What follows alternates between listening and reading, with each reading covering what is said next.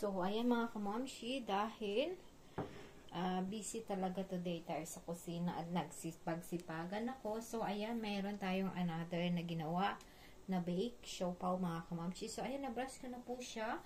So, ibibake ko na lang siya sa 180 Celsius Fahrenheit to 18 to 20 minutes mga kamamshi.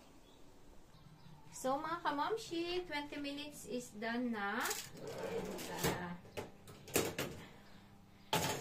Siya, mainit-init pa talaga to mga kamamshi, yung ating bake siopaw.